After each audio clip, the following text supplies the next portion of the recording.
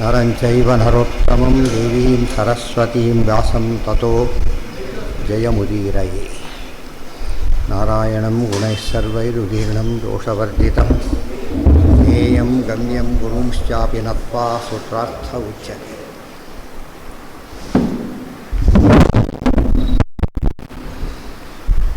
ಧರ್ಮಕ್ಷೇತ್ರೇ ಕುರುಕ್ಷೇತ್ರೇ ಸಮವೇತಾಯುತ್ಸವಃ ಮಾಮಕಾಃ ಪಾಂಡವಾಶ್ಚೈವ ಕಿಮಕುರ್ವತ ಸಂಜಯ. ದೇವಂ ನಾರಾಯಣಂ ನತ್ವಾ ಸರ್ವದೋಷವಿವರ್ಜಿತಂ ಪರಿಪೂರ್ಣಂ ಗುರುಂಶ್ಚಾನ್ ಗೀತಾರ್ಥಂ ವಕ್ಷ್ಯಾಮಿ ದೇಶತಃ.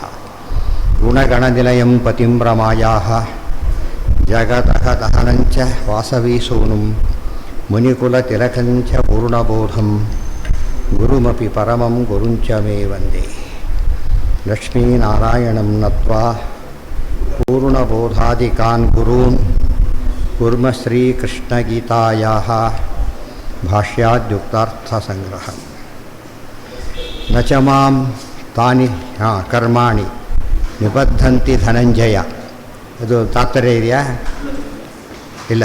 ಉದಾಸೀನವದಾಸೀನಂ ಅಸಕ್ತಂ ತೇಷು ಕರ್ಮಸು ಮಯಾಧ್ಯಕ್ಷೇಣ ಪ್ರಕೃತಿ ಸ್ತೂಯತೆ ಸಚರಾಚರಂ ಹೇತುನಾನೇನ ಕೌಂತೇಯ ಜಗತ್ ವಿಪರಿವರ್ತತೆ. ಮಯಾ ಅಧ್ಯಕ್ಷೇಣ ಪ್ರಕೃತಿ ಸೂಯತೆ ಸಚರಾಚರಂ. ಮಯ ಅಧ್ಯಕ್ಷೇಣ ಮಯ ಅಧ್ಯಕ್ಷನಾದ ನನ್ನಿಂದ ಸಚರಾಚರಂ ಪ್ರಕೃತಿ ಸೂಯತೆ. ಈ ಚರಾಚರ ಸಮೇತವಾದ ತನ್ನೆಲ್ಲ ಪ್ರಕೃತಿ ಪಡಿತಾ ಇದೆ. ಅಂದರೆ ಇವರೆಲ್ಲ ಹೇಳಿದ್ದಾರೆ ಮೊದಲೇ ಸೈನ್ಸ್ ಪ್ರಕೃತಿ ಮಾತ್ರ ಒಪ್ಪೋದ್ರಿಂದ ಮಯಾಧ್ಯಕ್ಷೇಣ ಹೋಯಿತು. ದೇವರು ಪ್ರಧಾನ, ಜಡ ಎಂದೂ ಅಪ್ರಧಾನವಾಗಲಿಕ್ಕೆ ಸಾಧ್ಯನೇ ಇಲ್ಲ, ಮತ್ತು ಈಕ್ವಲ್ ಆಗಲಿಕ್ಕೂ ಸಾಧ್ಯ ಇಲ್ಲ. ಬರೀ ಜಡದಿಂದ ಕೆಲಸ ಆಗೋದಿಲ್ಲ, ಜೊತೆಗೆ ಅದು ಎಂದೂ ಕೂಡ ಚೇತನಕ್ಕೆ ಈಕ್ವಲ್ ಆಗೋದೇ ಇಲ್ಲ. ಹೇತುನಾನೇನ ಕೌಂತೇಯ ಜಗದ್ವಿಪರಿವರ್ತತೆ. ಎರಡು ಹೇತು ಅಂದರೆ ಕಾರಣ. ಎರಡು ಕಾರಣದಿಂದಾಗಿ ಜಗತ್ತು ಸದಾಕಾಲ ನಡೀತಾ ಇದೆ. ಧಾತಾ ಯಥಾಪೂರ್ವಂ ಅಕಲ್ಪಯಂತಿ ನಡೀತಾ ಇದೆ. ಉದಾಸೀನವದಿತಿ ಚೇತ್. ನಮ್ಮ ಲೋಕದಲ್ಲಿ ಎಲ್ಲ ಕಡೆ ಹೋಗ್ತಾರೆ. ಆಫೀಸರ್ ಇರಬೇಕು, ಪ್ರತಿಯೊಂದಕ್ಕೂ ಏನಿರಬೇಕು, ಇರಲೇಬೇಕು. ಇದಕ್ಕೆ ಮಾತ್ರ ಬೇಕಿಲ್ಲ. ಅದು ಎಷ್ಟು ಆಶ್ಚರ್ಯ ಆಯಿತು. ಸಣ್ಣ ಕೆಲಸಕ್ಕೂ ಒಬ್ಬ ಅಧ್ಯಕ್ಷ ಇರಬೇಕು, ದೊಡ್ಡ ಕೆಲಸಕ್ಕೆ ಬೇಕಿಲ್ಲ. ಸಮಾರಂಭದ ಅಧ್ಯಕ್ಷ ಇಲ್ಲದೆ ಸಮಾರಂಭ ಮಾಡೋದಿಲ್ಲ ಯಾರು ಕೂಡ. ಈ ಜಗತ್ತಿನ ಮಾತ್ರ ಅಧ್ಯಕ್ಷ ಇಲ್ಲದೆ ನಡೀತಾ ಇದೆ ಅಂತ ಹೇಳಿದರೆ ಎಷ್ಟು ಆಭಾಸ. ಅದಕ್ಕೆ ಕಲಿಯುಗದ ಚಿಂತನೆ ಅಂದರೆ ಹಾಗೆ. ಕಲಿಯುಗದಲ್ಲಿ ತಪ್ಪು ಭಾರಿ ಸರಿ ಕಾಣಿಸುತ್ತೆ ಅವ್ರಿಗೆ, ಸರಿಯಾಗಿರೋದು ತಪ್ಪು ಕಾಣಿಸುತ್ತೆ. ಅದನ್ನೇ ಮುಂದೆ ಹೇಳ್ತಿರೋದೀಗ. ಉದಾಸೀನವದಿತಿ ಚೇತ್ ಸ್ವಯಮೇವ ಪ್ರಕೃತಿ ಸೂಯತೆ ಇತ್ಯತಃ ಮಯೇತಿ. ಪ್ರಕೃತಿ ಸೂಚಿದ್ರಷ್ಟ ಕರ್ತಾಹಮೇವ ಇತ್ಯರ್ಥ. ಪ್ರಕೃತಿ ಕಾರ್ಯವನ್ನು ಮಾಡಲಿಕ್ಕೂ ಅದನ್ನೆಲ್ಲ ನಾನು ಎಲ್ಲ ರೀತಿ ನಿರ್ವಹಿಸಲಿಕ್ಕೂ ನಾನೇ ಕರ್ತನಾಗಿದ್ದೇನೆ, ಬೇರೆ ಯಾರೂ ಇಲ್ಲ. ತಥಾಚ ಶ್ರುತಿ. ಇದೆಲ್ಲ ಯುಕ್ತಿ ಎಷ್ಟು ಸರಿ ಇದೆಯೋ ಈ ಶ್ರುತಿ ಹಾಗೆ ಹೇಳ್ತಾ ಇದೆ. ಶ್ರುತಿ ಏನದು? ಯತಃ ಪ್ರಸೂತ ಜಗತಃ ಪ್ರಸೂತಿ ತೋಯೇನ ಜೀವಾನ್ ವ್ಯಸಸರ್ಜ್ಯ ಭೂಮ್ಯಾಂ ಇತಿ. ಯತಃ ಪ್ರಸೂತ ಜಗತಃ ಪ್ರಸೂತಿ. ಜಗತಃ ಪ್ರಸೂತಿ ಮಹಾಲಕ್ಷ್ಮಿ. ಯತಃ ಪ್ರಸೂತ ಮಾಯಾ ಜಯ ಕೃತಿ ಶಾಂತಿ ರೂಪಗಳಿಂದ ಏನಾದರೂ ಅವರು ಅವತಾರ ಅನೇಕ ರೂಪಗಳನ್ನು ಮಹಾಲಕ್ಷ್ಮಿ ದೇವಿ ತಗೊಂಡು. ತಥಾಚ ಶ್ರುತಿ ಯತಃ ಪ್ರಸೂತ ಜಗತಃ ಪ್ರಸೂತಿ ತೋಯೇನ ಜೀವಾನ್. ತೋಯೇನ ಮೊದಲು ಹುಟ್ಟಿದ್ದು ನೀರು. ತೋಯೇನ ಜೀವಾನ್ ವ್ಯಸಸರ್ಜ್ಯ ಭೂಮ್ಯಾಂ ಇತಿ. ಇಡೀ ಭೂಮಿಯನ್ನು ನನ್ನಿಂದ ನೇಮಿತಳಾದಂತಹ ಪ್ರಕೃತಿ ಎಲ್ಲ ಜಗತ್ತನ್ನು ಕೂಡ ಸೃಷ್ಟಿ ಮಾಡಿ ಸಸರ್ಜ್ಯ ಅಂತ ವಿಶೇಷೇಣ ಸೃಷ್ಟಿ ಮಾಡಿದ್ದಾಳೆ. ಅವಜಾನಂತಿ ಮಾಂ ಮೂಢಾಃ ಮಾನುಷೀಂ. ತಾತ್ಪರ್ಯ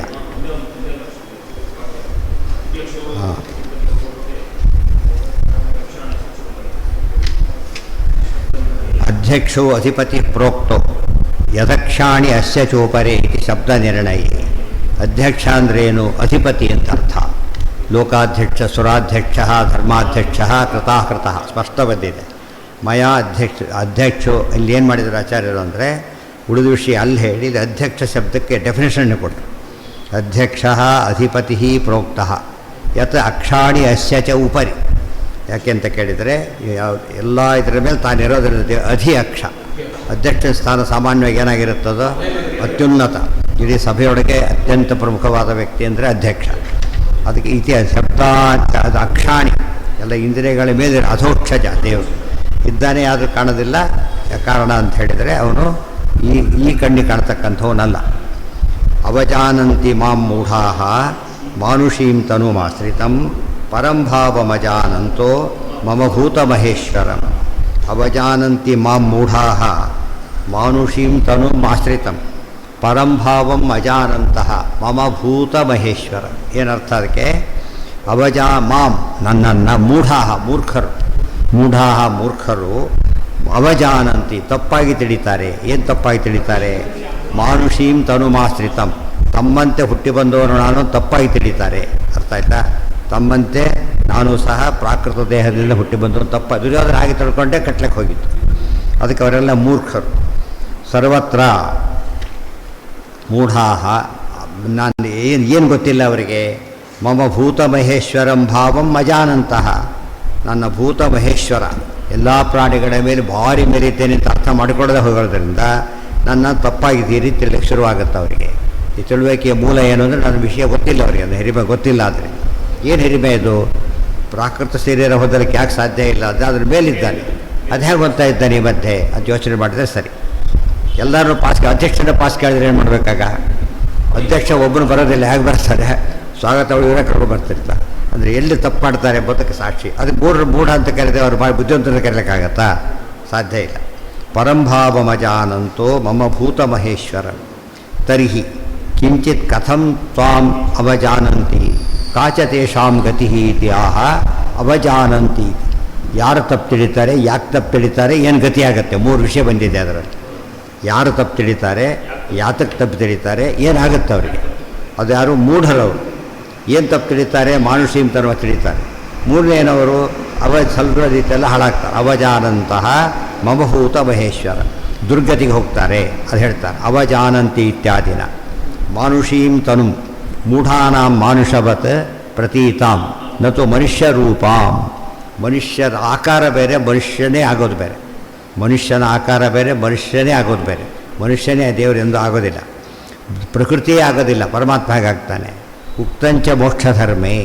ಇದಿಷ್ಟು ಕೂಡ ಮೋಕ್ಷಧರ್ಮದ ಪರ್ವದಲ್ಲಿ ಮಹಾಭಾರತದಲ್ಲಿ ಹೇಳಿದ್ದಾರೆ. ಯತ್ಕಿಂಚಿತಿಹ ಲೋಕೆ. ಮಹಾಭಾರತ ಯಾತಕ್ಕೆ ಕೋಟ್ ಮಾಡ್ತಾರೆ ಅಂದರೆ ಮಹಾಭಾರತದಲ್ಲೇ ಗೀತೆ ಬಂದಿರೋದಾದ್ದರಿಂದ ಅದಕ್ಕೆ ತಕ್ಕಂತೆ ಮ್ಯಾಚ್ ಆಗ್ತಾ ಹೋಗಬೇಕು. ಯತ್ಕಿಂಚಿತಿಹ ಲೋಕೆ ವೈ ದೇಹಬದ್ಧಂ ವಿಷಾಂಪತೆ ಸರ್ವಂ ಪಂಚಭಿರಾವಿಷ್ಟಂ ಭೂತೈಃ ಈಶ್ವರ ಬುದ್ಧಿಜೈಃ ಈಶ್ವರೋ ಹಿ ಜಗತ್ಸ್ರಷ್ಟ ಪ್ರಭುರ್ನಾರಾಯಣೋ ವಿರಾಟ್ ಭೂತಾಂತರಾತ್ಮ ವರದಃ ಸಗುಣೋ ನಿರ್ಗುಣೋಪಿ ಚ ಭೂತಪ್ರಳಯಮವ್ಯಕ್ತಂ ಶುಶ್ರೂಷುನ್ ನೃಪಸತ್ತಮ ಇತಿ. ಇದಿಷ್ಟು ಬಂದಿರೋ ವಿಚಾರ. ಯತ್ಕಿಂಚಿದಿಹ ಲೋಕೆ ವೈ ದೇಹಬದ್ಧಂ ವಿಷಾಂಪತೆ. ಲೋಕದಲ್ಲಿ ಏನೇನು ದೇಹ ಹೊಂದಿರೋದು ನೋಡ್ತೇವಲ್ಲ, ಅದೇನದು? ಸರ್ವಂ ಪಂಚಭಿರಾವಿಷ್ಟಂ ಭೂತೈ. ಪಾಂಚಭೌತಿಕ. ಅದಕ್ಕೆ ಪಾಂಚಭೌತಿಕ ಭೌತಿಕ ಶರೀರ ಅಂತ ರಫ್ ಕರೆದು ಅದನ್ನು ಎಲ್ಲ ಮಾಡಿದರೆ ಪಾಂಚಭೌತಿಕ ಶರೀರ ಅಂತ. ಅದನ್ನು ಎಕ್ಸ್ಪ್ಲೇನ್ ಮಾಡಿದರೆ ಪೃಥ್ವಿಯಾದಿ ಪಾಂಚಭೌತಿಕ ಶರೀರ. ಅದನ್ನು ಎಕ್ಸ್ಪ್ಲೇನ್ ಮಾಡಿದರೆ ಪೃಥ್ವಿ ಅಪ್ ತೇಜೋ ವಾಯು ಆಕಾಶ ಆದಿ ಇದೆಲ್ಲ ಎಕ್ಸ್ಪ್ಲೇನ್ ಆಗ್ತಾ ಹೋಗುತ್ತೆ. ಶಾರ್ಟಾಗಿ ಹೇಳಿದರೆ ಇವೆಲ್ಲವೂ ಕೂಡ ಪಂಚಭೂತಗಳಿಲ್ಲದೆ ಒಂದು ವಸ್ತು ನಮಗೆ ಕಾಣೋದಿಲ್ಲ. ಎಲ್ಲ ಸೇರಿ ಬಂದಿರೋದಾದರೂ ಕೂಡ ಪ್ರತ್ಯೇಕ ನಮಗೆ ಕಾಣೋದಿಲ್ಲ, ಎಲ್ಲ ಮಿಕ್ಸ್ ಆಗಿರೋದೇ ಕಾಣೋದು. ಎತ್ಕಿಂಚಿದಿಹ ಲೋಕೆ ವೈ ಹೇಳಿದ್ರೆ ಮೈಸೂರು ಪಾಕ್ ಮಾಡ್ತಾರೆ, ಕಡಲೆ ಹಿಟ್ಟು ಎಲ್ಲ ಸೇರಿಸಿಬಿಟ್ಟು. ಆಮೇಲೆ ಯಾವ ಮೈಸೂರು ಪಾಕ್ ತೊಗೊಂಡ್ರೆ ಅಷ್ಟು ಇರುತ್ತೆ ಅದರೊಳಗೆ, ಗೊತ್ತಾಯ್ತಾ? ಸಕ್ಕರೆ ಒಂದು ಕಡೆ ಇದೊಂದು ಕಡೆ ಆಗೋದಿಲ್ಲ. ಅದೇ ರೀತಿಯೇ ಬೆರೆತಾಗಿದೆ. ಈಗ ಈ ಸ್ಟೇಜಲ್ಲಿ ಏನು ತೋರ್ಸೋಕ್ಕೆ ಬರೋದಿಲ್ಲ, ಹಿಟ್ಟೆಲ್ಲ ಸಪ್ರೇಟ್ ತೋರ್ಸೋಕ್ಕೆ ಬರೋದಿಲ್ಲ. ಅದು ಜ್ಞಾನಿಗಳಿಗೆ ಗೊತ್ತಾಗುತ್ತೆ. ಯತ್ಕಿಂಚಿದಿಹ ಲೋಕೆ ವೈ ದೇಹಬದ್ಧಂ ದೇಹಬದ್ಧಂ ಸರ್ವಂ ಪಂಚಭಿರಾವಿಷ್ಟಂ ಭೂತೈಃ ಈಶ್ವರ ಬುದ್ಧಿಜೈ. ಇವೆಲ್ಲ ಯಾವ ಬುದ್ಧಿಜಯ ಅಂದ್ರೇನು? ಈಶ್ವರನ ನಿಯಂತ್ರಿತವಾದದ್ದು. ಈಶ್ವರೋ ಹಿ ಜಗತ್ಸ್ರಷ್ಟ ಪ್ರಭು ನಾರಾಯಣೋ ವಿರಾಟ್. ಅವನು ಜಗತ್ತನ್ನೇ ಸೃಷ್ಟಿ ಮಾಡುವವನು ಅಂದ ಮೇಲೆ ಜಗತ್ತಿನೊಳಗಿನ ವ್ಯಕ್ತಿ ಅವನು ಹೇಗಾಗ್ತಾನೆ? ಭೂತಾಂತರಾತ್ಮ ವರದಃ. ಎಲ್ಲ ಭೂತಗಳಿಗೂ ಅಂತರಾತ್ಮನಾಗಿದ್ದಾನೆ. ವರದಃ ವರದೇಶ ವರಪ್ರದಃ. ಸಗುಣಃ ನಿರ್ಗುಣೋಪಿಚ. ಅವನು ಸಗುಣನಾಗಿದ್ದಾನೆ, ಅನಂತಾನಂತ ಕಲ್ಯಾಣ ಗುಣಗಣ ಪರಿಪೂರ್ಣ. ನಿರ್ಗುಣ ಈ ಗುಣಕ್ಕೆ ಅತೀತ. ಈ ಗುಣ ಅತೀತ ಆದ್ದರಿಂದಾಗಿಯೇ ಅವನು ಈ ರೂಪ ತಗೊಳ್ಳೋ ಚಾನ್ಸೇ ಇಲ್ಲ. ಭೂತ ಪ್ರಳಯಮವ್ಯಕ್ತಂ ಶುಶ್ರೂಷು ನೃಪಸತ್ತಮ ಇತಿ. ಭೂತ ಪ್ರಳಯಮವ್ಯಕ್ತಂ ಶುಶ್ರೂಷು ನೃಪಸತ್ತಮ ಇತಿ. ಇವತ್ತು ಕಾಲೇಜುಗಳಲ್ಲಿ ಯೂನಿಫಾರ್ಮ್ ಇಡ್ತಾರೆ ಹುಡುಗರಿಗೆಲ್ಲ. ಪ್ರಿನ್ಸಿಪಾಲ್ ಹೆಡ್ ಮಾಸ್ಟರ್ ನೀವಾಗ ಯೂನಿಫಾರ್ಮ್ ಹಾಕೊಂಡ್ಬಂದಿಲ್ಲ ಅಂತ ಯಾರು ಕೇಳೋದಿಲ್ಲ. ಯಾಕೆ? ನಿಯಮ ಮಾಡುವಾಗ ಯೂನಿಫಾರ್ಮ್ ಡಿಸೈಡ್ ಮಾಡ್ತಾರೆ. ಆದ್ದರಿಂದ ಅವನಿಗೆ ನಾಟ್ ಅಪ್ಲಿಕಬಲ್. ಭೂತಾಂತರಾತ್ಮ ವರದಃ ಸಗುಣೋ ನಿರ್ಗುಣೋಪಿ ಚ ಭೂತ. ಇಲ್ಲಿ ನೋಡಿ ಇದೇ ಪ್ರಸಂಗದೊಳಗೇನೆ ಹೇಳಿದರು. ಇಲ್ಲಿ ನಿರ್ಗುಣ ಅಂತ ಹೇಳ್ಬೇಕಾದ್ರೆ ಬಂದಿರೋದೆಲ್ಲ ಯಾವುದು ಪ್ರಕೃತಿ, ನಿರ್ಗುಣ ಸ್ಪಷ್ಟ ಅರ್ಥ ಆಗುತ್ತೆ. ಇದೆಲ್ಲ ಬಿಟ್ಟು ಅವ್ರು ಏನು ಮಾಡ್ತಾರೆ, ಗುಣ ಇಲ್ಲ ಅಂತ ಶುರು ಮಾಡ್ತಾರೆ. ಭೂತ ಪ್ರಳಯಮವ್ಯಕ್ತ, ಅದಕ್ಕೆ ಮೂಢಾಹ ಅಂತ ಕರೆದು. ಭೂತ ಪ್ರಳಯಮವ್ಯಕ್ತಂ ಶುಶ್ರೂಷು ನೃಪಸತ್ತಮ ಇತಿ. ಭೂತ ಪ್ರಳಯಮವ್ಯಕ್ತಂ, ಭೂತಗಳ ಸೃಷ್ಟಿ ಭೂತಗಳ ಪ್ರಳಯ ಎಲ್ಲವನ್ನೂ ಮಾಡ್ತಾನೆ. ಅವ್ಯಕ್ತ ಅಥವಾ ಅವ್ಯಕ್ತನಾಗಿರ್ತಾನೆ. ಶುಶ್ರೂಷು ನೃಪಸತ್ತಮ ಇತ್ಯಾದಿ ಮೋಕ್ಷ ಧರ್ಮದಲ್ಲಿ ಬಂದಿದೆ. ಮತ್ತೆ ಹೇಳ್ತಾರೆ, ಅಲ್ಲ ಏನೋ ವಾಕ್ಯ ಕೋಟ್ ಮಾಡ್ತಿರಲ್ಲ, ನಾವು ಪ್ರಶ್ನೆ ಮಾಡ್ತಿರೋದು ಕೃಷ್ಣ ಅವತಾರನೋ ಹುಟ್ಟೋ ಪ್ರಶ್ನೆ. ಈಗ ಯಾಕೆ ಕೋಟ್ ಮಾಡ್ತೀರಿ ಅಂದರೆ, ಅವತಾರ ಪ್ರಸಂಗೇ ಚೇತದುಕ್ತಂ, ಪರಮಾತ್ಮನ ಅವತಾರ ವರ್ಣನೆ ಮಾಡ್ಲಿಕ್ಕೆ ಹೊರಟಾಗ ಈ ಮಾತು ಹೇಳ್ತಾ ಇದ್ದಾರೆ. ಅವತಾರಗಳಿಗೆ ಏನು ಸಂಪರ್ಕ ಇಲ್ಲ, ಪಂಚಭೂತಗಳ ಸಂಪರ್ಕ ಇಲ್ಲ ಅಂತ ಹೇಳ್ತಿರೋದ್ರಿಂದ ಕೊಟೇಶನ್ ಎಂಥ ರಿಲೆವೆಂಟ್ ಕೊಟೇಶನ್, ಯಾವುದೋ ಕೊಟೇಶನ್ ಎಲ್ಲೋ ಹೇಳಬಾರದು. ಅಥೋ ನಾವತಾರಾಶ್ಚ ಪೃಥಕ್ ಸಂಖ್ಯಾ, ಅವತಾರಗಳು ದೇವರ ಮೂಲ ರೂಪದಿಂದ ಪೃಥಕ್ ಬೇರೆ ಅಂಥೇಳಿ ಸಂಖ್ಯೆ ಮಾಡಲಿಕ್ಕೆ ಹೋಗ್ಕೂಡುದು. ರೂಪಾಣ್ಯನೇಕಾನ್ಯ ಸೃಜತೆ ಪ್ರಾದುರ್ಭಾವಭವಾಯ ಸಹ ವಾರಾಹಂ ನಾರಸಿಂಹಂಚ ವಾಮನಂ ಮಾನುಷಂ ತಥಾ. ಮುಂದೆ ಅದನ್ನು ಹೇಳಬೇಕಾದ್ರೆ ಅದೇ ಈ ಮಾತನ್ನೇ ಹೇಳಿಬಿಟ್ಟಿದ್ದಾರೆ. ಏನಂತ, ರೂಪಾಣಿ ಅನೇಕಾನಿ ಅಸೃಜತ್ ಪ್ರಾದುರ್ಭಾವಭವಾಯ ಸಹ, ಪ್ರಾದುರ್ಭಾವಗಳಿಗೋಸ್ಕರ ಪರಮಾತ್ಮ ಅನೇಕ ರೂಪಗಳನ್ನು ಸೃಷ್ಟಿ ಮಾಡಿದ. ಏನೇನದು, ವಾರಾಹಂ ನಾರಸಿಂಹಂಚ ವಾಮನಂ ಮಾನುಷಂ ತಥಾ. ಮಾನುಷ ಅಂತ ಯಾತಕ್ಕೆ ಕರೆದ್ರು, ಕೃಷ್ಣಾವತಾರ, ರಾಮಾವತಾರ, ಬುದ್ಧಾವತಾರ, ಕಲಿಕೆ ಅವತಾರ ಇವಿಷ್ಟು ಕೂಡ ಬಳಸಿದಂತೆ ಕಾಣುತ್ತೆ. ವಾಮನ ಯಾಕೆ ಡೌಟ್ ಬರಲ್ಲ, ವಾಮನ ಬಗ್ಗೆ ಗೊತ್ತಾ, ಅಲ್ಲಿ ಹುಟ್ಟಿದ್ದು ದೇವಲೋಕದಲ್ಲಿ ಹುಟ್ಟಿದ್ದು, ಕಶ್ಯಪ ಅದಿತಿಯರ ಬಾರಿ ಡೌಟ್ ಬರೋದಿಲ್ಲ. ಅಲ್ಲಿ ಇಲ್ಲಿ ಮಾತ್ರ ಏನು ಕಾಣಿತು, ಭೂರಿಯಲ್ಲೇ ಹುಟ್ಟಿದ್ರಿಂದ ಡೌಟ್ ಬರಲಿಕ್ಕೆ ಶುರುವಾಯಿತು. ಅದಕ್ಕೆ ಮಾನುಷ ಒಂದೇ ಪದದಲ್ಲಿ ಅಷ್ಟು ಸೇರಿಸ್ಬಿಟ್ರು. ರೂಪಾಣಿ ವರಾಹಂ ವರಾಹ ರೂಪ, ನರಸಿಂಹ ನರಸಿಂಹ ರೂಪ. ಅಂದರೆ ವರಾಹ ಹೇಗೆ ವರಾಹನಲ್ವೋ, ನರಸಿಂಹ ಹೇಗೆ ನರಸಿಂಹ ರೂಪದ ಒಂದಿಲ್ವೋ, ಆಕಾರ ಬೇರೆ, ಆ ರೀತಿ ಹೊಂದೋದು ಬೇರೆ. ಅದೇ ರೀತಿ ಮಾನುಷ ರೂಪಗಳು ಹಾಗೆ ಇದೆ. ಇತಿ ತತ್ರೈವ ಪ್ರಥಮ ಸರ್ಗಕಾಲೇ ಏವ ಅವತಾರ ರೂಪ ವಿಭಕ್ತ್ಯುಕ್ತೇ. ಈ ಪ್ರಥಮ ಸರ್ಗಕಾಲೇ ಸೃಷ್ಟಿಯ ಪ್ರಾರಂಭ ಕಾಲದಲ್ಲಿ ಅವತಾರ ರೂಪ ವಿಭಕ್ತ್ಯುಕ್ತೇ, ಅವತಾರ ರೂಪಗಳನ್ನೆಲ್ಲ ಪರಮಾತ್ಮ ಹೊಂದಿದ್ದಾನೆ ತೋರಿಸಿದ್ದರಿಂದ ಅಲ್ಲ ಅಲ್ಲೇನಿದೆ ಅವತಾರ, ಏವ ಅವತಾರ ರೂಪ ವಿಭಕ್ತ್ಯುಕ್ತೇ.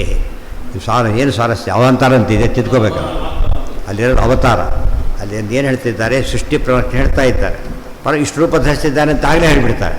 ಮುಂದೆ ಹುಟ್ಟ ಪ್ರಸಂಗನೇ ಇಲ್ಲ, ಇರೋ ರೂಪ ಹೊರಗೆ ತೋರಿಸ್ತಾನೆ ಅಷ್ಟೇ. ಎಲ್ಲ ರೂಪಗಳು ಕೂಡ ಯಾವಾಗ ಬಂದವು, ಮಹಾಭಾರತ ತಾತ್ಪರ್ಯ ಮೊದಲನೇ ಇತ್ಯಾದಿ ಹೇಳಬೇಕಾದ್ರೆ ವಾಸುದೇವ, ಸಂಕರ್ಷಣ, ಪ್ರದ್ಯುಮ್ನ, ಅನಿರುದ್ಧ ಅಂಥೇಳಿ ಇಷ್ಟೇ ಅಲ್ಲ. ಪಂಚಾತ್ಮಕ ಭಗವಾನ್ ಚತುರಾತ್ಮಕೋವು, ಚತುರಾತ್ಮಕ ಷಡಾತ್ಮಕೋವು, ಪಂಚಾತ್ಮಕೋ ದಶ ಪರಮಾತ್ಮ ಪಂಚಾತ್ಮಕವಾದ ಅನಿರುದ್ಧ ನಾಮ ಮುಂದೆ ಹೇಳ್ತಾ ದಶಾತ್ಮಕ, ಷಡಾತ್ಮಕ, ಆಮೇಲೆ ಚತುರ್ವಿಂಶಾತ್ಮಕ, ಆಮೇಲೆ ಯಾವುದು 108, ಆಮೇಲೆ 1000 ಪರ ಅಜಿತ ಅಲ್ಲೇ ಹೇಳಿಬಿಡ್ತಾರೆ.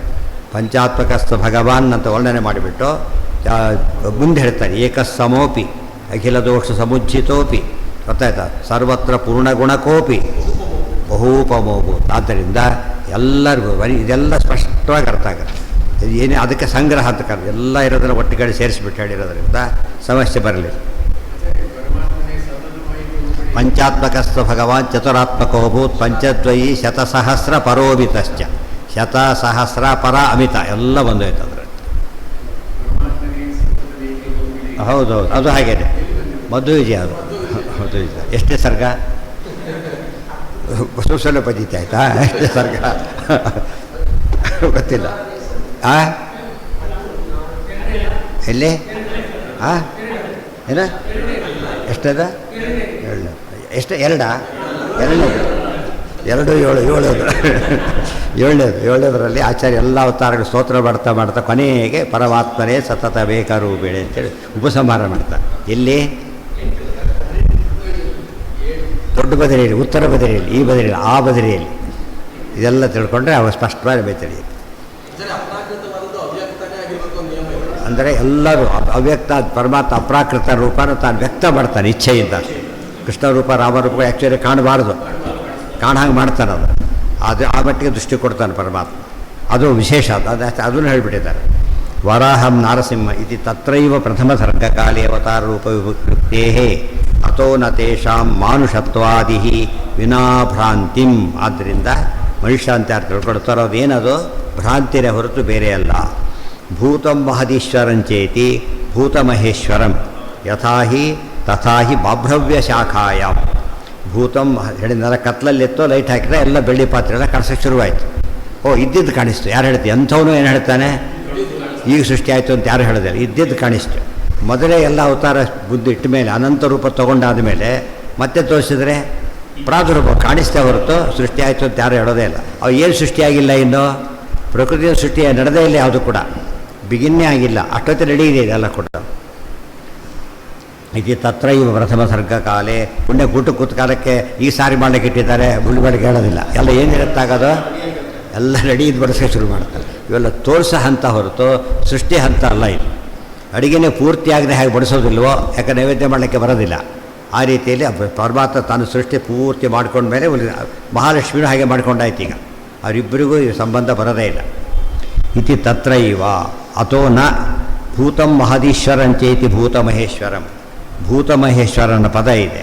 ಭೂತಂ ಮಹತ್ ಈಶ್ವರಂ ಇಲ್ಲಿ 11ನೇ ಶ್ಲೋಕದಲ್ಲೇ ಬಂದಿರೋದು. ಭೂತಮಹೇಶ್ವರಂ ಅದು ಭೂತ, ಪ್ರಭೂತ, ಮಹತ್, ಈಶ್ವರಂಚ. ಮಹತ್ತು ಮತ್ತು ಈಶ್ವರ ಮೂರು ಆಗಿರತಕ್ಕಂಥದ್ದು ದೇವರ ಮಹಿಮೆ. ಇದಕ್ಕೆ ಅರ್ಥ ಹೇಳ್ತಾರೆ ಮತ್ತೆ. ತಥಾಹಿ ಬಾಭ್ರವ್ಯ ಶಾಖಾಯಾಮ್ ಅನಾದ್ಯನಂತಂ ಪರಿಪೂರ್ಣ ರೂಪಂ ಈಶಂ ವರಾಣಾಮಪಿ ದೇವವೀರ್ಯಂ ಮಿತಿ.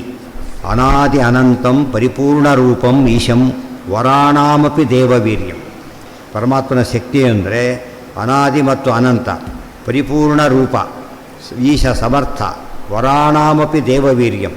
ಅತಿ ಶ್ರೇಷ್ಠಕ್ಕಿಂತ ಶ್ರೇಷ್ಠ ದೇವತೆಗಳಿಗೆ ಸಾಮರ್ಥ್ಯ ಕೊಡ್ತಕ್ಕಂಥ ವಿಶೇಷ ಹೊಂದಿದೆ ಅಂತ ಅಲ್ಲೇ ಒಳ್ಳೆ ಮಾಡಿಬಿಟ್ಟಿದ್ದಾರೆ. ಈಗಾಗಲೇ ಯಾವ ಸಮಸ್ಯೆನೂ ಬರೋದೇ ಇಲ್ಲ.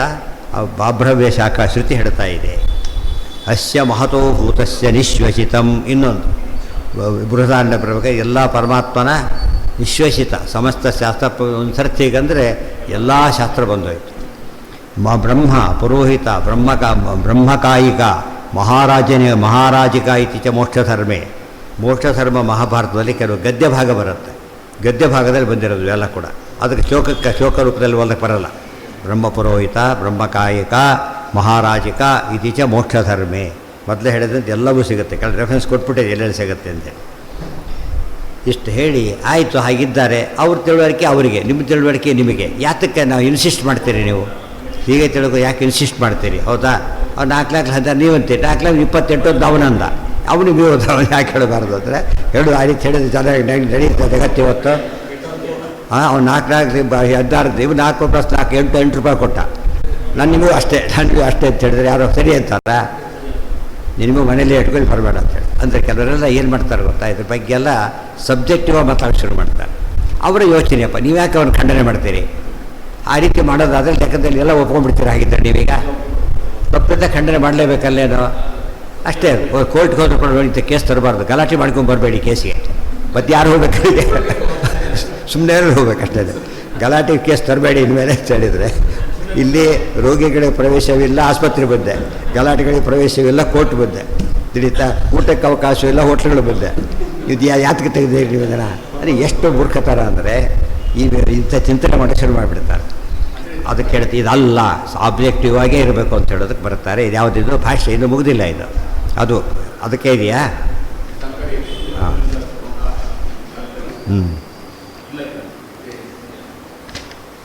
ಇಲ್ಲ. ಅವಜಾನಂತಿ ಮಾಮೂಢ ಸ್ವಲ್ಪ ಇದೆ. ಅದೇ ಮಾನುಷೀಂ ಮನುಷ್ಯ ಸದೃಶೀಂ. ಇದು ಮನುಷ್ಯ ರೂಪ ಅಂತ ತಿಳ್ಕೊಂಡು ಮನುಷ್ಯ ರೂಪ ಅಲ್ಲ, ಮನುಷ್ಯ ಸದೃಶಿ ಹೇಳಿ ದೊಡ್ಡ ಕೇಸ್ ಹಾಕ್ತಾರೆ. ಅವನು ಕೊಂದುಬಿಟ್ಟ ವ್ಯಕ್ತಿನ ಅಂತ ಹೇಳಿಬಿಟ್ಟು. ಆಮೇಲೆ ನೋಡ್ತಾರೆ ಸಕ್ಕರೆ ಹೆಚ್ಚು ಮನುಷ್ಯನ ಪೀಸ್ ಮಾಡಿ ಹಾಕ್ಬಿಟ್ಟಿದ್ದ. ಇವರೇನು ಕೇಸ್ ಹಾಕಿದ್ದಾನೆ, ಮನುಷ್ಯನ ಕೊಂದ ಅಂತೇಳಿ. ಆಮೇಲೆ ಕೇಸ್ ಅಡ್ಮಿಟ್ ಆಗುತ್ತೆ. ಅದು ಅವನಿಗೆ ಪೆನಾಲ್ಟಿ ಹಾಕ್ತಾರೆ ಹೊರತು, ಯಾಕೆ ಅದು ಮನುಷ್ಯನ ಕೊಂದ ಅಂತ ಕೇಸ್ ಹಾಕಿದ್ದಾನೆ. ಏನದು? ಸಕ್ಕರೆ ಬೊಂಬೆ ಮನುಷ್ಯನ ಆಕಾರ, ಮನುಷ್ಯನ ಆಕಾರ. ಸೊ ಮನುಷ್ಯ ರೂಪದಲ್ಲಿ ಇದ್ದಾನೆ ಹೊರತು ಮನುಷ್ಯನಾಗಿ ಇಲ್ಲ. ಡಿಫ್ರೆನ್ಸ್ ಗೊತ್ತಾಯ್ತಾ? ಮನುಷ್ಯ ರೂಪ ಬೇರೆ, ಮನುಷ್ಯನೇ ಆಗೋದು ಬೇರೆ. ಆ ಸಕ್ಕರೆ ಹೆಚ್ಚಿದೆ, ಅದು ಆ್ಯಕ್ಚುಲಿ ಮನುಷ್ಯನ ರಕ್ತ ಮಾಂಸ ಏನೂ ಅದರಲ್ಲಿಲ್ಲ, ಬರೀ ಇರೋ ಸಕ್ಕರೆ ಅಷ್ಟೇ. ಅದಕ್ಕೆ ಜ್ಞಾನಾನಂದಮಯ ಪರಮಾತ್ಮ ಹೊರತು ಬೇರೆ ಅಲ್ಲ. ನಚಮಾಂ ತಾನಿ ಕರ್ಮಾಣಿ. ಉದಾಹರಣೆಗೆ ಇನ್ನೂ ಇದೆ, ಈ ಸುವರ್ಣದ ಪ್ರತಿಮೆ ಮಾಡಿಸಿದರು. ಪ್ರತಿ ಭಾಗದಲ್ಲೂ ಏನಿದೆ? ಸುವರ್ಣ ಇದೆ, ರಕ್ತ ಮಾಂಸ ಇಲ್ಲ ಅದರಲ್ಲಿ. ಆಕಾರ ಮಾತ್ರ ಮನುಷ್ಯ ಕಂಡ ಕಾಣುತ್ತೆ. ಅದು ಲೈಫ್ ಸೈಜ್ ಮಾಡಿಬಿಟ್ರು ಅಂತಲೂ ಹಾಗೆ ಕಾಣಿಸುತ್ತೆ. ತನ್ವಾ ವಿಷ್ಣುರ್ ಅನನ್ಯೋಪಿ ಸ್ವಾಧೀನತ್ವ ತದಾಶ್ರಿತ. ಪರಮಾತ್ಮ ತನ್ನ ದೇಹಕ್ಕೂ ಇದಕ್ಕೆ ಯಾವ ವ್ಯತ್ಯಾಸನೇ ಇಲ್ಲ. ನೋಡೋದಕ್ಕೆ ಹೇಗೆ ಕಾಣ್ತಾನೆ ಅಂದರೆ ಇನ್ನೊಂದು ದೇಹದಲ್ಲಿ ಬಂದಾಗ ಕಾಣಿಸ್ತಾನೆ. ಬ್ರಹ್ಮರುದ್ರರಮಾದೀನಾಂ ಸಾಮ್ಯದೃಷ್ಟಿರನನ್ಯತ ಅವಜಾನಂತಿ ಅಂತ ಪ್ರಶ್ನೆ ಬಂತು. ತಪ್ಪು ತಿಳಿತಾರೆ. ತಪ್ಪು ತಿಳಿಯೋದು ಅಂದ್ರೇನು? ಇಲ್ಲಿ ಒಂದು ಮಾತು ಹೇಳಿದರು. ಏನಂತ ಹೇಳಿದರು? ಮನುಷ್ಯನಾಗಿ ಬಂದವನು ತಪ್ಪು ತಿಳ್ಕೊಂಡಿದ್ದ. ಅಷ್ಟೇ ಅಲ್ಲ, ಇವಿಷ್ಟು ತಪ್ಪುಗಳಿದೆ ಲಿಸ್ಟ್ ಕೊಡ್ತಾರೆ, ಎಕ್ಸ್ಟೆಂಡ್ ಮಾಡ್ತಾರೆ. ಸದ್ಯಕ್ಕೆ ಆ ಒಂದು ತಪ್ಪು ತಿಳ್ಕೊಂಡು ಸಾಕಾ? ಕೃಷ್ಣ ಮನುಷ್ಯ ರೂಪದವನಲ್ಲ, ಮನುಷ್ಯನ ಆಕಾರದವನು ಅಂತ ಅಷ್ಟೇ ತಿಳ್ಕೊಂಡ್ಬಿಟ್ರೆ ಸಾಕಾ ಅಂತ ಕೇಳಿದರೆ ಇಲ್ಲ. ಉಳಿದೆ ಅಂತ ತಿಳ್ಕೊತಾರೆ. ಅದು ಹಾಲು ಮೊಸರು ಬೆಣ್ಣೆ ಮತ್ತೆ ಶುರು ಮಾಡೋದೆ. ಅದೂ ಇಲ್ಲ. ಹಾಲು ಮೊಸರು ಬೆಣ್ಣೆ ಪ್ರಾಕೃತ ವಸ್ತು. ಪರಮಾತ್ಮ ಏನು ಮಾಡ್ತಾರೆ? ನಾವು ತಿಂದಂತ ಸ್ವೀಕಾರ ಮಾಡೋದೇ ಇಲ್ಲ. ಅದು ಕೊಂದ, ಕಂಸನ ಕೊಂದ. ಇಷ್ಟಾರು ತಿಳ್ಕೊಬಹುದಾ? ಕೊಂದ, ಹೌದು. ಲೋಕದಲ್ಲಿ ಕೊಲೆಗಳಿಕೆ ಮಾಡಿದಾಗಲ್ಲ, ಎನ್ಕೌಂಟರ್ ಮಾಡ್ತಾರೆ. ಮರ್ಡರ್ ಎಷ್ಟು ಡಿಫ್ರೆನ್ಸ್ ಇದೆ ಎರಡಕ್ಕೂ. ದೇವರು ಎನ್ಕೌಂಟರ್ ಮಾಡಿದವರು ಅಷ್ಟೇ ಹೊರತು ಏನು ಮಾಡಲಿಲ್ಲ. ಅದಕ್ಕೆ ಅದು ಲೋಕಕ್ಕೆ ಹೂಭಾರ ಹರಣಕ್ಕೆ ಕಾರಣ ಆಯ್ತಾ ಹೊರತು ಸಂಹಾರ ಕಾರ್ಯ ಅಂತೇಳಿ ಕೊಲೆ ಅಂತ ಅನಿಸಲಿಲ್ಲ. ಅದನ್ನೆಲ್ಲ ಹೇಳ್ತಾರೆ. ಈಗ ತಪ್ಪು ತಿಳ್ಬೇಕು ಏನೇನಿರಬಹುದು ಅಂದರೆ ಬ್ರಹ್ಮರುದ್ರರಮಾದೀನಾಂ ಸಾಮ್ಯ ದೃಷ್ಟಿ ಫಸ್ಟ್. ಬ್ರಹ್ಮರುದ್ರಾದಿ ಸಗತಿ ಎಲ್ಲ ಸಮ. ಒಂದು ತಪ್ಪು ತಾರತಮ್ಯ ಹೋಯಿತು.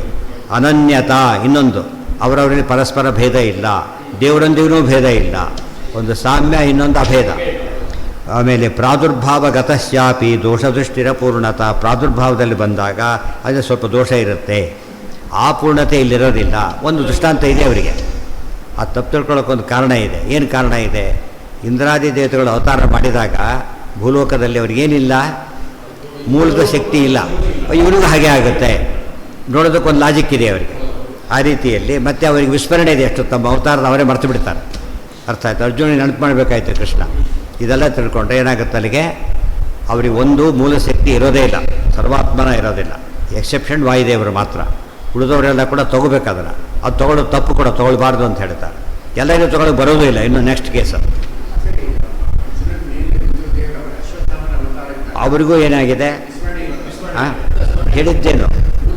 ನಮ್ಮ ನಾರಾಯಣ ದೇವರು, ಲಕ್ಷ್ಮೀದೇವಿ ಫುಲ್ 100% ಅವ್ರು ಏನೇನೇನು ಯೋಚನೆ ಕೂಡ ಮಾಡಾಗಿಲ್ಲ. ಇವ್ರಿಗೆ ಹಾಗಲ್ಲ. ಏನಾಗುತ್ತೆ ಇವರಿಗೆ? ಈ ದೇಹ ಇದೆ, ಬಂಧನ ಇಲ್ಲ. ವಾಯುದೇವರಿಗೆ ಅವ್ರ ದೇಹನೇ ಇಲ್ಲ. ಅವರಿಗೆ ಪ್ರಾಕೃತ ದೇಹ ಇದ್ದು ಬಂಧನ ಇವರಿಗಿಲ್ಲ. ಮತ್ತು ಅವರು ವ್ಯಾಪ್ತರು, ಇವರು ಅಣು. ಆ ವ್ಯತ್ಯಾಸಗಳೆಲ್ಲ ಇದೆ. ಆದರೆ ರುದ್ರಾದಿ ದೇವತೆಗಳು ಏನು ಶುರುವಾಗುತ್ತೆ ಈಗ? ದೋಷ ಶುರುವಾಗಿ. ಇನ್ನು ಗರುಡ ದೇವರಿಗೆ ಆಗ್ಬೋದಂತ ಪ್ರಶ್ನೆ ಈಗ. ಅವತಾರದಲ್ಲಿ ಆಗ್ಬೋದಾ? ಅವತಾರನೇ ಇಲ್ಲ, ಅದನ್ನು ರೂಲ್ಡ್ ಔಟ್. ಅಲ್ಲಿ ನೋಡಿ, ಗರುಡನ ಬಗ್ಗೆ ಸ್ಪೆಷಲ್ ಅದು. ಬ್ರಹ್ಮದೇವರಿಗೆ ಅವತಾರ ಇಲ್ಲ, ಸರಸ್ವತಿಗೆ ಅವತಾರ ಇಲ್ಲ, ಗರುಡನಿಗೆ ಅವತಾರ ಇಲ್ಲ, ಸುಪರ್ಣಿಗೆ ಅವತಾರ. 4 ಜನ ಅವತಾರ ಶ್ರೇಷ್ಠವರಿಗಿದೆ.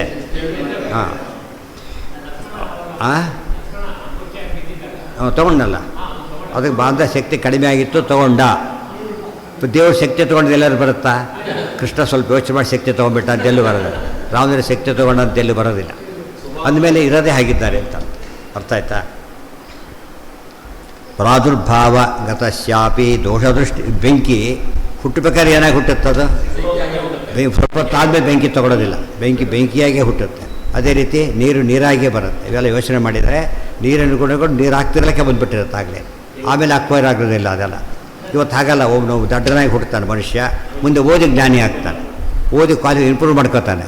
ದೇವರಿಗೆ ಅದು ಯಾವುದೂ ಇಲ್ಲ. ಸ್ಮರಣೆ ಮಾಡ್ತಾರೆ. ತೊಗೊಂಡಿದ್ದಕ್ಕೆ ರಾವಣ ಎತ್ಕೊಳ್ಳೋಕ್ಕಾಗಲಿಲ್ಲ.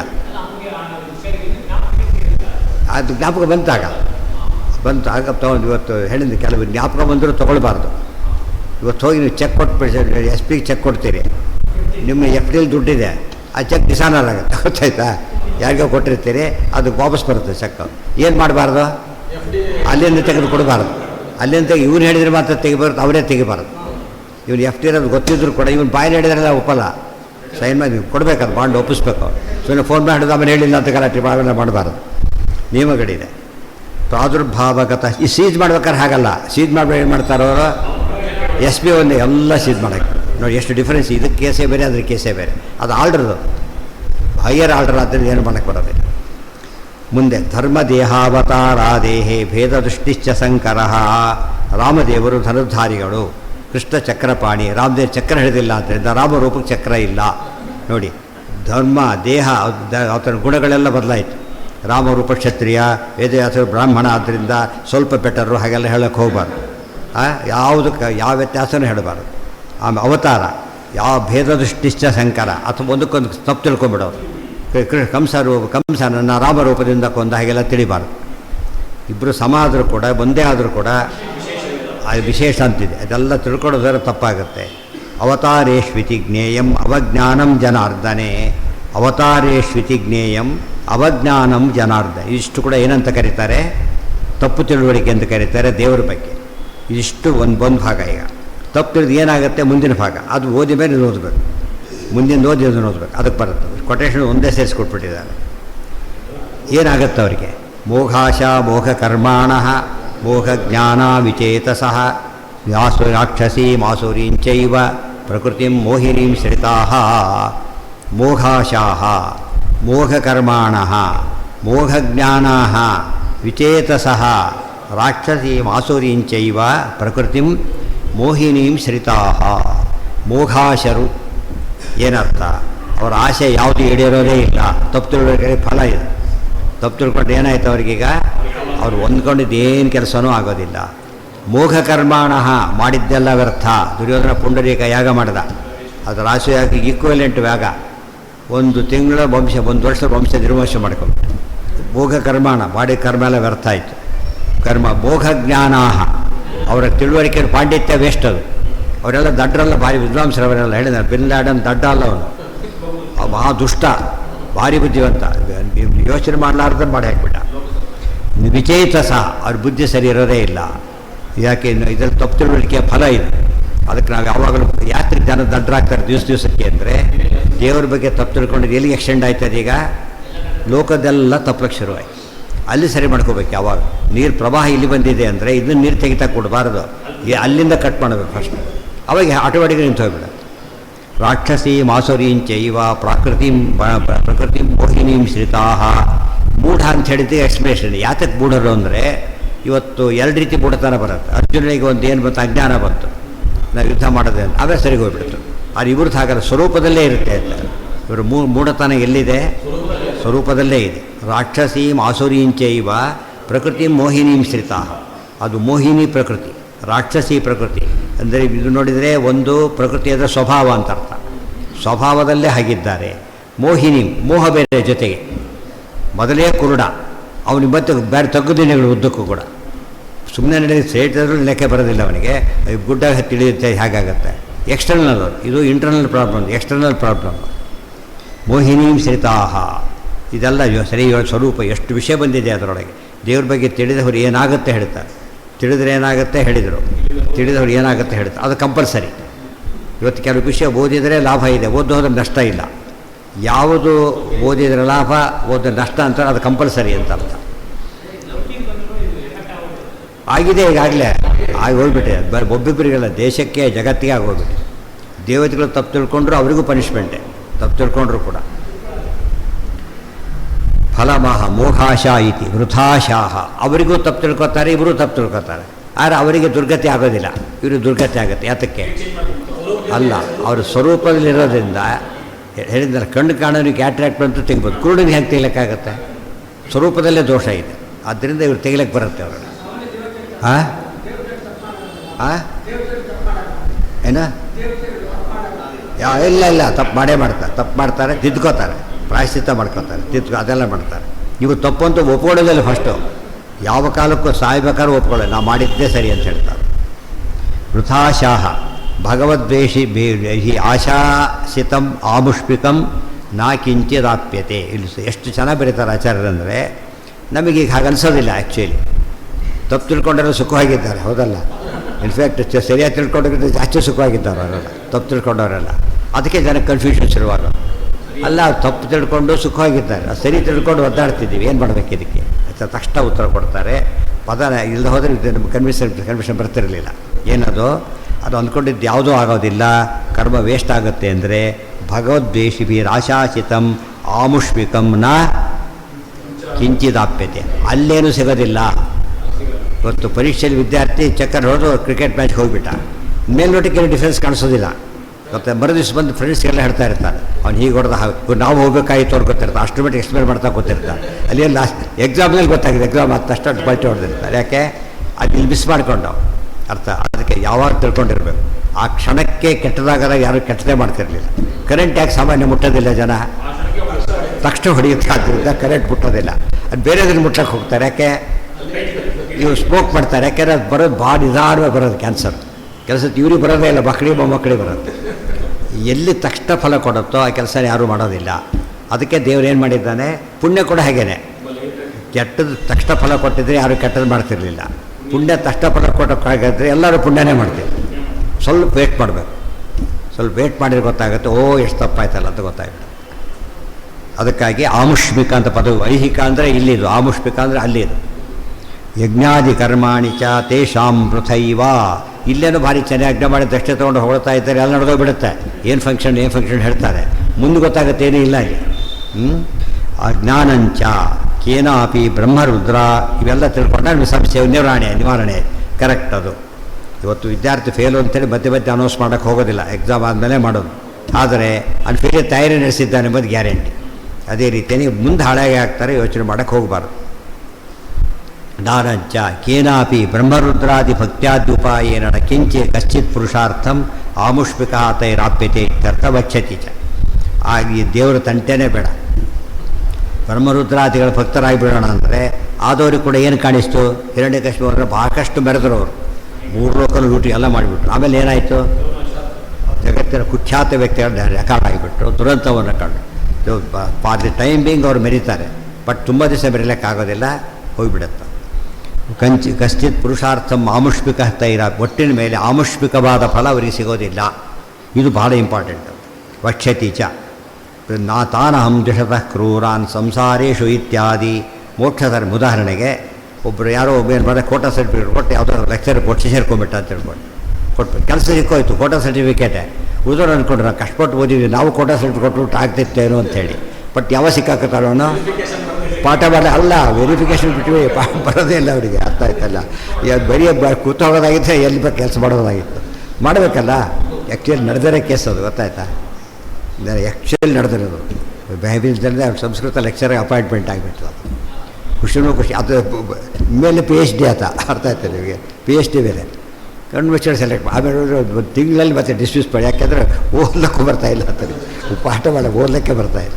ಆ್ಯಕ್ಚುಲಿ ಗಂಡಿದ್ದು ಅಂದರೆ ಏನಾಯ್ತು, ಈಗ ಕೆಲಸ ತೊಗೋಬೋದು, ಜ್ಞಾನ ತೊಗೊಳಕ್ಕಾಯ್ತಾ ನಿಮಗೆ? ಜ್ಞಾನ ಆಮುಷ್ಮಿಕ, ದೈಹಿಕ ಇದು. ಅರ್ಥ ಆಯ್ತಾ? ಸುಳ್ಳು ಗಿಳ್ಳು ಹೇಳಿ ನಾವು ಲೌಕಿಕ ಸಾಧಿಸ್ಬೋದೇ ಹೊರತು ಅದು ಕೂಡ ಫುಲ್ ಅಲ್ಲ, ಒಂದು ಸ್ಟೇಜಲ್ಲಿ. ಅದು ಮಾತ್ರ ಒಂದು ಅಕ್ಷರ ಓದಕ್ಕೆ ಬರಬಾರ್ದು, ಕೊನೆ ಪಕ್ಷ ಇಲ್ಲ. ಇದು ಡಿಫ್ರೆಂಟ್. ಈಗ ನಮಗೆ ಐಹಿಕ ಅಂಶವೂ ಅರ್ಥ ಆಗುತ್ತೆ.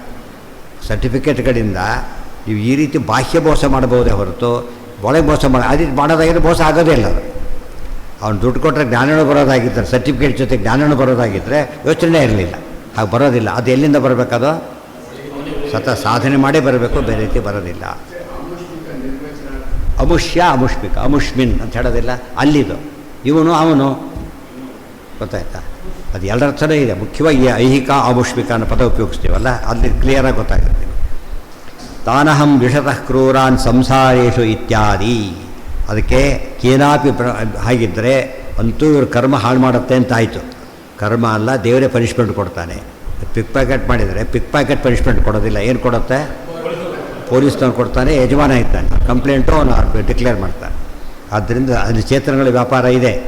ತಾನಹಂ ದ್ವಿಷತಃ ಕ್ರೂರಾನ್ ಸಂಸಾರೇಶು ಇತ್ಯಾದಿ ಮೋಕ್ಷಧರ್ಮೇಚ. ಇದೆಲ್ಲ ಇತ್ಯಾದಿ ಮುಂದೆ ಇಲ್ಲೇ ಬರುತ್ತಾ ಆದರೆ ಪೂರ್ತಿ ಕೋಟ್ ಮಾಡಲಿಲ್ಲ.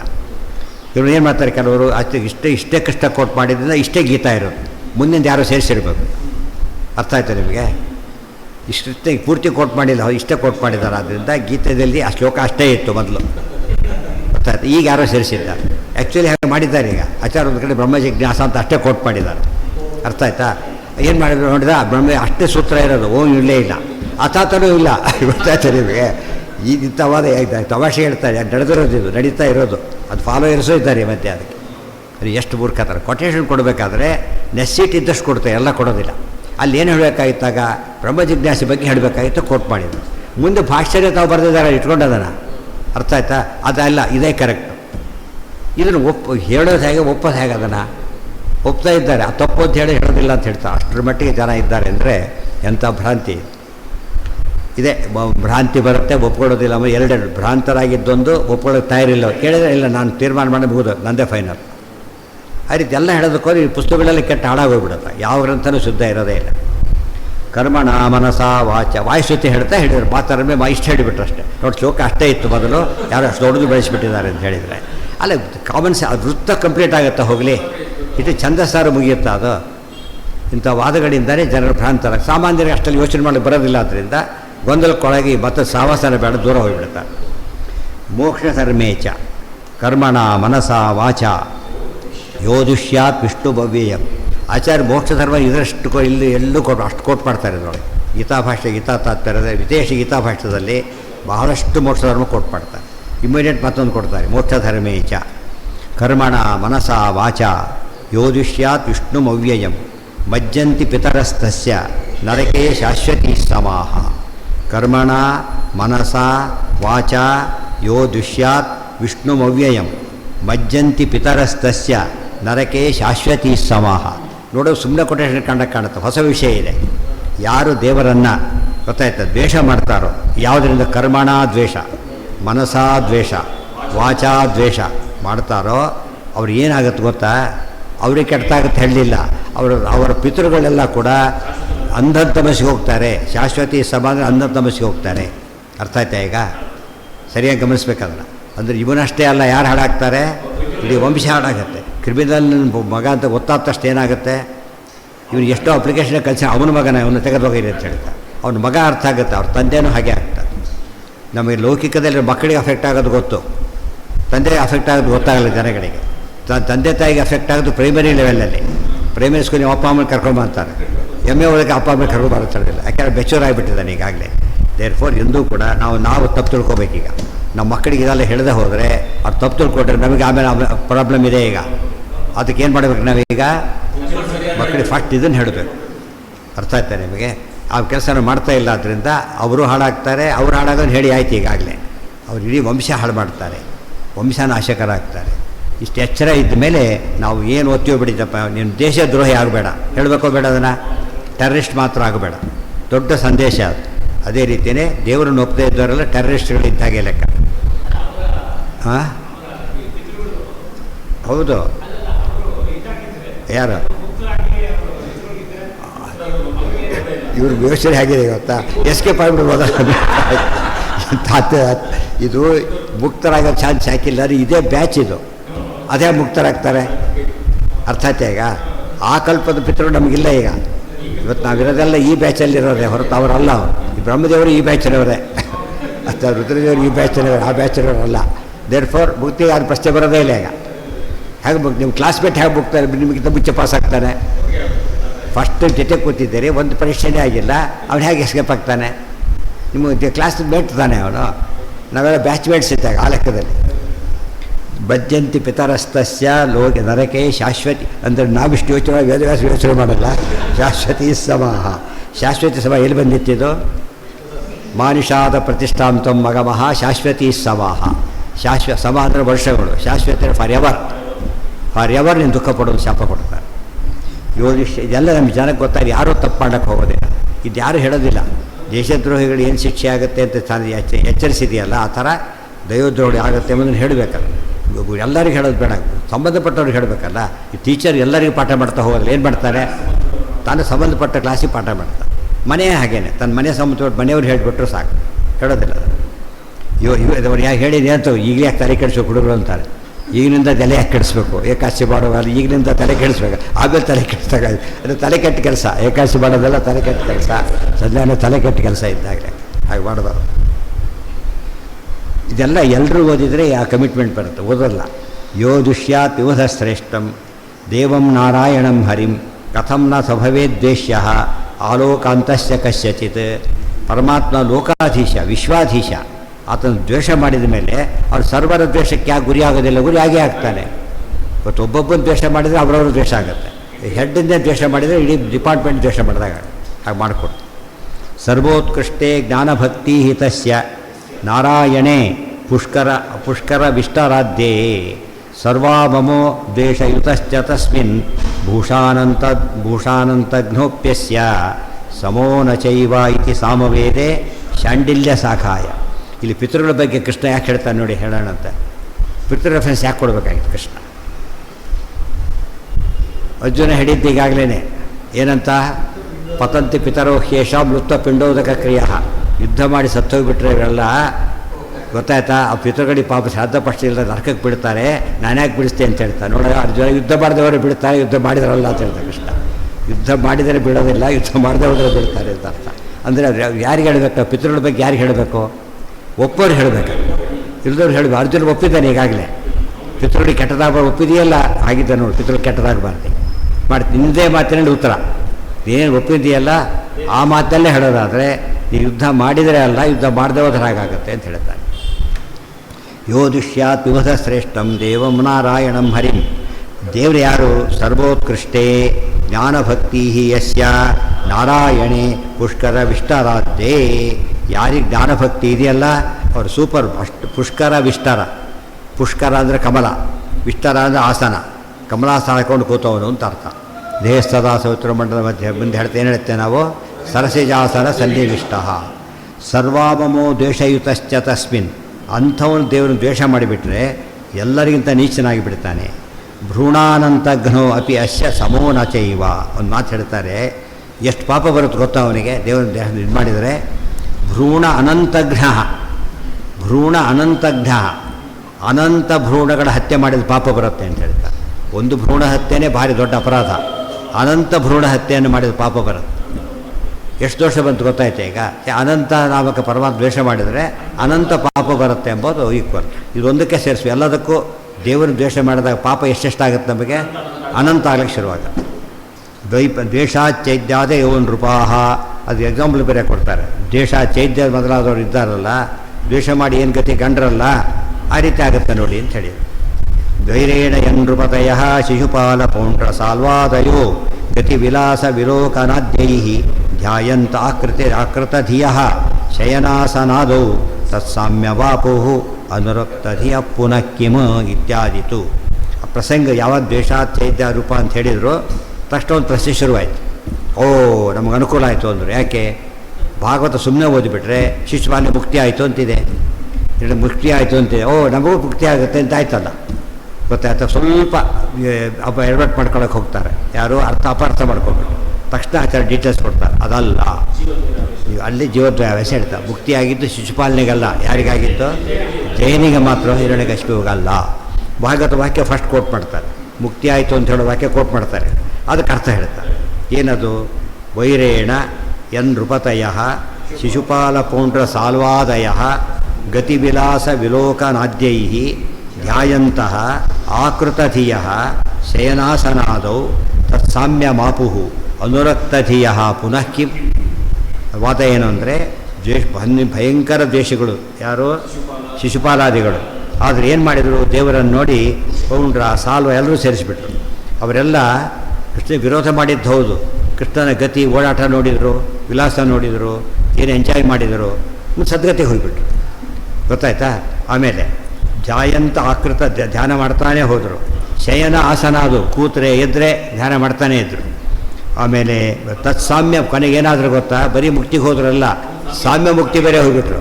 ಸಾಮ್ಯ ಮುಕ್ತಿ ಹೈಯೆಸ್ಟ್ ಮುಕ್ತಿಗೆ ಹೋದಾಗ ಲೆಕ್ಕ. ಅದಿಲ್ಲೇ ಇಲ್ಲ ಆ್ಯಕ್ಚುಲಿ, ಸಾಮ್ಯ ಬರೋದಿಲ್ಲ ಅವ್ರ ಪ್ರಕಾರ. ಯಾರು ಹೋಗ್ತಾರಲ್ಲ ಸಾಮ್ಯನ, ಅಂದರೆ ಏನಾಯ್ತು? ಈಗ ದ್ವೇಷದಿಂದ ಮಾಡೋರಿಗೆ ಭಾರಿ ದೊಡ್ಡ ಮುಕ್ತಿ ಸಿಗುತ್ತೆ ಅಂತ ಆಯ್ತು. ನಿಮ್ಮ ಪ್ರಕಾರ ಮುಕ್ತಿನೇ ಸಿಗೋದಿಲ್ಲ ಅಂತ ಹೇಳಿದರೆ ಭಾಗವತ ಹೇಳುತ್ತೆ ದೊಡ್ಡ ಮುಕ್ತಿ ಸಿಗುತ್ತೆ ಅಂತ ಹೇಳುತ್ತೆ ಅಂಥೇಳಿ. ಈಗ ಅದು ನೋಡಿ, ಆಚಾರ್ಯ ಯಾವಾಗಲೂ ಏನು ಮಾಡ್ತಾರೆ ಗೊತ್ತಾ, ಕೆಲವರೆಲ್ಲ ಡಿಫಿಕಲ್ಟನ್ನು ಟ್ರೀಟ್ ಮಾಡಲ್ಲ, ಸಿಂಪಲ್ ಕ್ವಶನ್ಸ್ ಸಾಮಾನ್ಯ ಮೇಷ್ಟ್ರು ಏನು ಮಾಡ್ತಾರೆ ಅಂದರೆ ಸಿಂಪಲ್ ಕ್ವಶನ್ ಹಾಕೋತಾರೆ. ಯಾಕೆ ತಮಗೆ ಪ್ರಾಬ್ಲಮ್ ಆಗಬಾರ್ದು, ಅದು ಬಳಿಕ ಸಾಲ್ವ್ ಮಾಡಬಾರ್ದು, ಗುಡ್. ಆಮೇಲೆ ಪರೀಕ್ಷೆ ಎಲ್ಲ ಫೇಲ್ ಆಗಿಬಿಡ್ತಾರೆ. ಯಾಕೆಂದರೆ ತಲೆ ಬರೋದು ಮಾತ್ರ ಮಾಡೋದು. ಅದನ್ನು ಅಷ್ಟು ಡಿಫಿಕಲ್ಟ್, ಮೋಸ್ಟ್ ಡಿಫಿಕಲ್ಟ್. ಅದಕ್ಕೆ ಗುರುಗಳು ಅಂದರೆ ಹಾಗಿರ್ಬೇಕು. ಡಿಫಿಕಲ್ಟ್ ಪ್ರಾಬ್ಲಮ್ ಸಾಲ್ವ್ ಮಾಡೋದು ಹೇಳಿಕೊಟ್ರೆ ಹುಡುಗಿಂದ ಏನಾಗುತ್ತೆ? ಸಿಂಪಲ್ ಆಗಿಬಿಡುತ್ತೆ. ಸಿಂಪಲ್ ಮಾಡಿದ್ರೆ ಡಿಫಿಕಲ್ಟ್, ಸಿಂಪಲ್ ಆಗೋದಿಲ್ಲ, ಅದು ಇನ್ನೂ ಮೋರ್ ಡಿಫಿಕಲ್ಟ್ ಆಗುತ್ತೆ. ಇತ್ಯಾದಿತು ಭಗವತಃ. ಅದಕ್ಕೆ ಆಚಾರ್ಯ ಶ್ರೀಮದಾಚಾರ್ಯ ಸಂತುಮೆ ಜನ್ಮ ಜನ್ಮನಿ ಅಂತ ಕರೆದಿರೋದು. ಇತ್ಯಾದಿತು ಭಗವತೋ ಭಕ್ತಪ್ರಿಯತ್ವ ಜ್ಞಾಪನಾರ್ಥಂ ನಿತ್ಯಧ್ಯಾನ ಸ್ತುತ್ಯರ್ಥಂಚ. ಇದೆಲ್ಲ ಹೇಳಿರೋದು ದೇವರಲ್ಲಿ. ಅವ್ರು ಹೇಳ್ತಿರೋದು ಏನು ಗೊತ್ತಾ? ಅಂಥ ಪರಮ ಪಾಪಿಗಳು, ಅಂಥ ತಪ್ಪು ಕೆಲಸ ಮಾಡಿದರು, ಈ ಸ್ವರೂಪದ ಒಳ್ಳೆಯವರಾಗಿದ್ದರು. ದೇವರು ಏನು ಮಾಡಿದ? ಕ್ಷಮಿಸಿ ಉದ್ಧಾರ ಮಾಡ್ದ. ಭಾರಿ ಭಕ್ತರಾಗಿದ್ದಕ್ಕೆ ಭಾರಿ ತಪ್ಪು ಮಾಡಿದರೂ ಕೂಡ ಕ್ಷಮಿಸಿ ಉದ್ಧಾರ ಮಾಡ್ದ. ನೀವು ಭಾರಿ ಭಕ್ತರಾಗಿ ತಪ್ಪು ಮಾಡದೆ ಹೋದರೆ ಬೇಗ ಉದ್ಧಾರ. ಅಲ್ಲಿರೋ ಸೆನ್ಸ್ ಅದು ಒಂದು ಗೊತ್ತಾಯ್ತಾ. ಇವ್ರು ಏನು ಮಾಡಿದರು ಅಪಾರ್ಥ ಮಾಡ್ಕೊಂಬಿಟ್ಟು. ಅದೇ ಶಾಸ್ತ್ರ ಪಾಪಕರ್ಮ ಸಹಿಸುವರೆ ಲಕ್ಷ್ಮೀಪತಿಗೆ ಸಮರಾದ ದಿವಿಜರನು ಈ ಪಯೋಜ ಭವಾಂಡದೊಳಗೆ ಆವಲ್ಲಿ ನಾಕಾಣೆ. ಗೋಪ ಗುರುವಿನ ಮಡದಿ ಭೃಗು ನಗಚಾಪ ಮೊದಲಾದವರು ಮಾಡಿದ ಮಹಾಪರಾಧಗಳೆಣಿಸಿದನೆ ಕರುಣಾ ಸಮುದ್ರ ಹರಿ. ಅವೆಲ್ಲ ಕೇಸ್ ಯಾರ್ದದು? ಜ್ಞಾನಿಗಳ ಕೇಸದು. ನಮ್ಮ ಕೇಸ್ ಇಲ್ಲ ಅದರೊಳಗೆ, ಜ್ಞಾನಿಗಳ ಕೇಸದು. ಆದ್ದರಿಂದ ಅವರೆಲ್ಲ ಜ್ಞಾನಿಗಳಾಗಿದ್ದಕ್ಕೆ ಭಕ್ತರಾಗಿದ್ದಕ್ಕೆ ಎಷ್ಟು ದೊಡ್ಡ ಪಾಪ ಮಾಡಿದರೂ ಕ್ಷಮಿಸ್ತಾ ಅಂತ ಹೇಳಿದ್ದಾರೆ. ನೀವು ಬರೀ ದೊಡ್ಡ ಪಾಪ ಮಾಡಿದವರು ಕ್ಷಮಿಸ್ತಾರೆ, ಭಕ್ತರಾಗಿದ್ದಕ್ಕೆ ಅಂತ ಹೇಳಿದ್ದಾರೆ. ಅದು ಗುರುದವ್ರ ಬಗ್ಗೆ ಹೇಳಿಲ್ಲ. ವಾದಿರಾಜ ಸ್ವಾಮಿಗಳಿದ್ರೆ ಭಾರಿ ಡೀಟೇಲಾಗಿ ಎಲ್ಲಿ ಬರೀತಾರೆ, ರುಕ್ಮಿಣೀಶ್ವರಳು ಬರೀತಾರೆ. ಇಡೀ ರುಕ್ಮಿಣೀಶ್ವರೊಳಗೆ ಡೀಟೇಲಾಗಿ ಭಾರಿ ಟ್ರೀಟ್ ಮಾಡಿರೋ ಒಂದು ಅಂಶ ಅದು. ದ್ವೇಷದಿಂದ ಮುಕ್ತಿ ಅಂತ ತಿಳ್ಕೊಳ್ಳೋಕೆ ಹೋಗಬೇಡಿ ಅಂತೇಳಿ ತುಂಬ ಕಾರಣಗಳು ಕೊಡ್ತಾರೆ. ಎಲ್ಲ ತೊಡಬೋದು, ಎಲ್ಲ ಒಟ್ಟಿಗೆ ಸೇರಿಸಿಬಿಡ್ತಾರೆ. ಅದಷ್ಟು ಕೂಡ ಗೊತ್ತಾ, ಅನ್ವ್ಯಾಖ್ಯಾನ ಬರ್ತಾರೆ, ಎಲ್ಲ ಕಡೆ ಇದೆ. ಒಟ್ಟಿಗೆ ಸೇರಿಸಿಬಿಟ್ಟು ಭಕ್ತಿಯಿಂದ ಮುಕ್ತಿ ಹೊರತು ಏನಲ್ಲ ಮುಕ್ತಿ ಅಲ್ಲ ಮನಸ್ಫುಟ ಮಾಡ್ತಾರೆ. ಅದೆಲ್ಲ ಇಂಥವ್ರು ಕೋಟ್ ಮಾಡ್ಕೊಂಡ್ಬಿಡ್ಬೇಕು.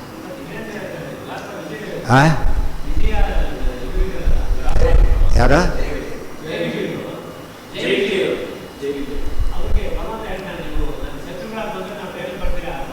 ಮತ್ತು ನಿಮಗೆ ಗೊತ್ತೊಂದು ಆಯ್ತಲ್ಲ, ಈಗ ಪ್ರಶ್ನೆ ಮಾಡೋಂಗಿಲ್ಲ.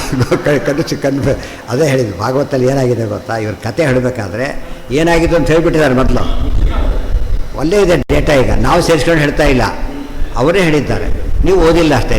ನಾವು ಓದ್ದೇ ಮಾತಾಡ್ತೀರಿ, ಸೇರಿಸಿ ಮಾತಾಡ್ತಾ ಇಲ್ಲ. ನೀವು ಬಿಟ್ಟು ನೀವು ಮಾತಾಡ್ತಾ ಇದ್ದೀರಿ, ಅದು ತಪ್ಪು ಅಂತ ಹೇಳ್ತಾರೆ. ಗೊತ್ತಾ. ಆದ್ದರಿಂದ ಯಾವಾಗಲೂ ಕೂಡ ಒಂದು ಪ್ರಸಂಗ ಪೂರ್ವಾಪರ ಪೂರ್ತಿ ನೋಡಬೇಕು, ಅವ ನಿರ್ಣಯ ಮಾಡಬೇಕು. ತುಂಬ ಜನ ಏನು ಮಾಡ್ತಾರೆ, ತಮ್ಮ ಬೇಕಾದ ಭಾಗ ಮಾತ್ರ ತೊಗೊಂಡ್ಬಿಟ್ಟು ಎಸ್ಕೇಪ್ ಆಲ್ ಟ್ರೈ ಮಾಡ್ತಾರೆ, ಮಾಡಬಾರ್ದು. ಅದು ಡೀಟೇಲ್ಸ್ ಎಲ್ಲ ನಾಳೆ ಆ ಬಗ್ಗೆ ತುಂಬ ವಿಷಯಗಳು ಹೇಳ್ತಾರೆ. ಅದನ್ನೆಲ್ಲ ನೋಡ್ಬೋದು. ಅದು ತಾತ್ಪರ್ಯ ಬೇರೆ ಇದೆ, ಒಟ್ಟಿಗೆ ನೋಡೋಣ.